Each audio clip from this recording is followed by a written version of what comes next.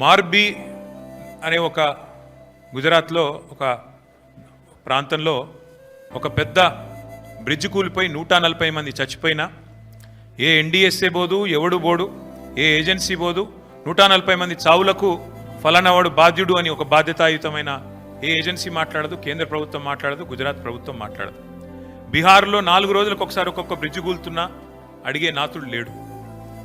అదే తెలంగాణలో ఇక్కడ కాంగ్రెస్ ప్రభుత్వం ఉన్నప్పటికీ సుంకిశాల రిటైనింగ్ వాల్ కూలిపోయి 100 కోట్ల నష్టమైన ఎన్డీఎస్ఏ రాదు, ఎవడు రాడు.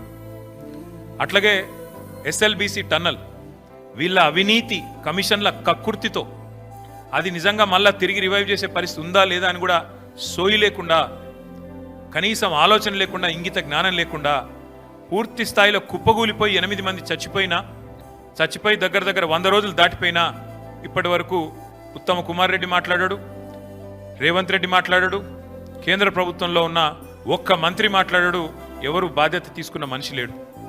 అట్లాగే వట్టెం పంప్ హౌస్ మునిగిపోయిన ఈ కాంగ్రెస్ ప్రభుత్వం వచ్చిన తర్వాత దాని గురించి మాట్లాడేటోడు లేడు.